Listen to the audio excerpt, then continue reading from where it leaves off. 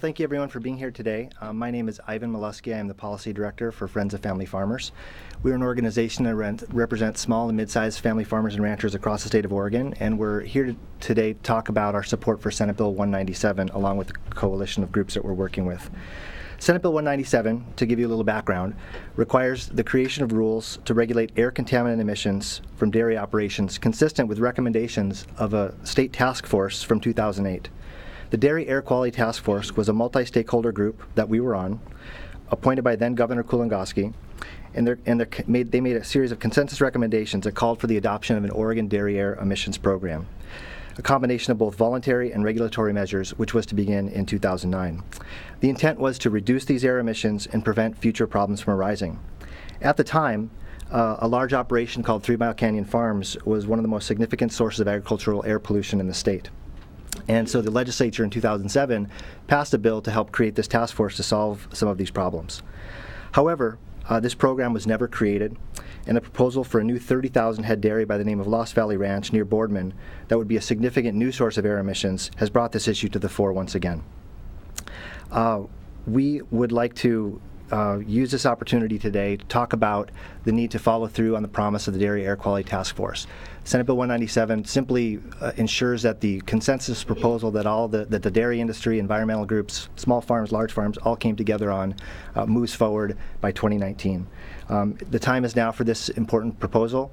With the new 30,000 head dairy coming into the state, we've got to make sure that we're regulating these air emissions to the extent that we can, and also providing support for smaller and mid-sized farms in the state to continue surviving. Just to underscore that, in 2002, Oregon had over 1,100 dairy farms, mostly small and mid-sized, but now there are fewer than 250, a decline of more than 75%, even as overall cow numbers have gone up. According to the Oregon Employment Department, between 2002 and 2007, the first 5 years after 3 Mile Canyon Farms came to the state, Oregon lost nearly half of its dairy farms, an average of 9 per month for 5 straight years. At that point, 3 Mile Canyon Farms had 50,000 cows on site, while the average dairy farm in Oregon had just 200. So the issue here is not just one of environmental protection, it's also about the future of Oregon agriculture and whether we're going to continue to support small and mid-sized family farms, or we're going to support these large industrial scale operations that are causing both pollution problems and economic hardship in our rural communities. Thank you very much. I'm going to have Kendra Kimberauskas come up and talk about her perspectives. She actually served on the task force on Oregon dairy air quality back in 2008, and so has some remarks to share. Thank you. Hi, everybody. Thanks for being here. My name is Kendra Kimberauskas. In October 2007, I was appointed by Governor Ted Kulongoski to the Oregon Dairy Air Quality Task Force, which was established by the Oregon legislature earlier that year. It was really with great honor that I was able to represent farmers and ranchers who were very concerned about the impact that air emissions from 3 Mile Canyon Farms was having on public health, the quality of life for neighbors, and the Columbia River Gorge. Before I talk further, one thing I want you to know is that I'm quite familiar with agriculture. I currently raise hogs, beef cattle, poultry, and goats on about 70 acres in Lynn County. I'm also very familiar with dairy, as I grew up on a dairy farm and spent many hours during my formative years milking cows with my dad. I saw and I felt the struggles of dairy farming as my dad and others in the farming community that we lived in faced low milk prices. Many dairy farmers, including my dad, couldn't survive the milk prices of the 80s. And despite the fact that many small and medium-sized farms have gone out, and despite that fact, many small and medium-sized farms have gone out of business over the years. And despite the fact that the number of farms have gone down, the number of cows have gone up. My dad has since passed, but I still own our family farm today. And today I lease it to a dairy farmer who now, for 2 years in a row, I've had to work with because he has not been able to pay me for his lease. It's actually costing him more to milk cows than the price that he's getting for his milk that he's selling. I tell you this to say that I'm quite familiar and very sympathetic with the struggles of dairy farmers in this state. And the last thing I would ever want to do would see a bill come forward that might make it more difficult for dairy farmers to survive. The issues raised during the 2007 legislature were not about the impact of of small and medium farmers were not about the impact that small and medium farmers were having on gorge air quality. It was specifically about the fact that 3 Mile Canyon Farms, 55,000 cows at the time, was putting about 5.6 million pounds of ammonia gas into the air each year, and that those emissions were contributing to acid haze and rain at the eastern end of the gorge. Further, the state had no tools to require the operation to mitigate or reduce those harmful emissions. And let me say something about emissions from decomposing animal waste. Untreated liquefied manure has over 160 toxic gases. In addition to ammonia, these are gases like hydrogen sulfide, carbon dioxide, carbon monoxide, and methane. The issues with gases aren't just that they aren't aesthetically pleasing, it's that in high enough concentrations, these gases can kill you. Every single year, there seems to be a tragic story in some state where someone goes too deep into the manure waste system, is overtaken by fumes, and has died. These gases are dangerous. The Oregon Dairy Air Quality Task Force was set up specifically to come up with recommendations to address emissions while easing in an air quality program for dairies. As you can imagine, there were many stakeholders as a part of this process, which includes small farmers, environmentalists, legislators, academics, agency representatives. Who would think that we could agree on anything? But the fact is that after 7 months of building trust and working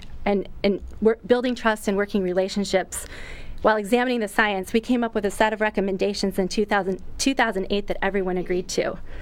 The task force came to the consensus that strongly recommended that beginning in 2009, the Oregon Environmental Quality Commission, working with the Oregon Department of Agriculture, the DEQ, and Oregon Public Health agencies, adopt rules to address emissions. This program was to be informed by ongoing input from stakeholders, new scientific information, and it was to be scale appropriate, first voluntary, and then mandatory. The task force described the proposed program and a timeline as an optimal balance between the need to protect air quality and ensure the viability of Oregon's dairies. I'll conclude by saying that Senate Bill 197 is the next step in this process of actually seeing the full recommendations of the task force implemented. Nothing more, nothing less, and the time is ripe. Despite the fact that the Dairy Air Quality Task Force recommended that emission targets would become mandatory in 2015 and that new dairies should be required to comply with the program upon startup, we now have another proposed mega dairy under construction, this time with 30,000 cows. This facility has begun construction despite not having state water pollution permits, but also, and this construction of this dairy underscores the need for Senate Bill 197. Oregon still has no rules in place to ensure our air quality is protected, that air emissions are even monitored, or the means to ensure that emissions from this operation don't negatively impact the surrounding community or pollute the air. So I will conclude there, and I will pass the torch to Lauren Goldberg.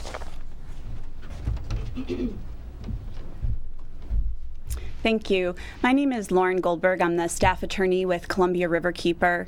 Columbia Riverkeeper represents over 12,000 members, the majority of which are Oregonians who live, work, and recreate along the Columbia River. Columbia Riverkeeper supports SB 197 because this legislation cuts to the heart of what makes us Oregonians, the values that we care about.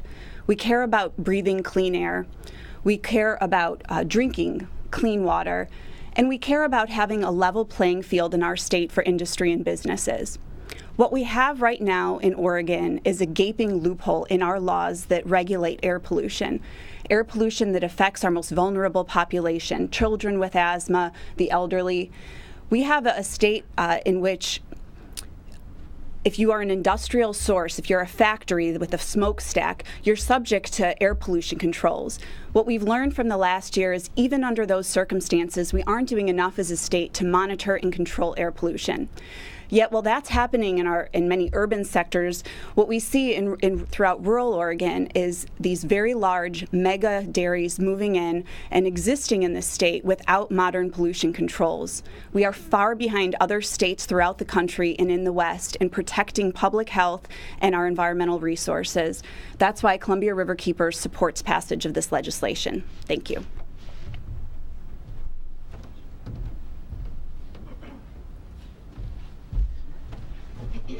Hello. My name is Amy van Saun, and I'm an attorney with the Center for Food Safety. And the Center for Food Safety supports SB 197 because it's high time to protect Oregon's air from these mega dairy factory farm emissions. CFS is a national nonprofit organization. We're dedicated to supporting farmers, empowering people, and protecting the environment from harmful food production technologies. We also support truly sustainable food production like organic and beyond. And we've been working a long time through our Animal Factories program to improve the oversight of industrial animal factories on all levels of government, including state, and by better addressing and preventing their health and environmental and economic impacts. So on behalf of our 850,000 members nationwide and our tens of thousands of members in Oregon, we're here to support this bill, SB 197, again, to put into place a long overdue program to control air emissions from large industrial dairies. Like has been mentioned already, there are hundreds of gases that are emitted from these open cesspools where these factory farms are keeping the massive amount of waste that they generate. These aren't just smelly, but they can be deadly and cause various respiratory and other health problems and severely reduce quality of life. Just as by way of an example, which I believe might have already been articulated, when operating at lower than its full capacity, 3 Mile Canyon, the largest dairy CAFO in all of Oregon and all of the country, reported that its ammonia emissions were among the highest of any industrial source, not just farms. So this is a huge source of ammonia and other gases like methane. Methane is a potent greenhouse gas. It's roughly 30 times more powerful in its warming capability than carbon dioxide. And livestock production is a dominant source of methane emissions. Oregon, again, is currently lacking in a program to address this problem. And I would say that I think federal action on climate change is going to be extremely limited or non-existent in the next couple of years, so states need to step up. Manure digesters could be one part of this solution, potentially, but only if they're independently verified to determine whether they're actually working, and that's not something that's happening right now. And as part of an overall program, as envisioned in 2008 by the Dairy Task Force and agreed to by all stakeholders, including the dairy industry.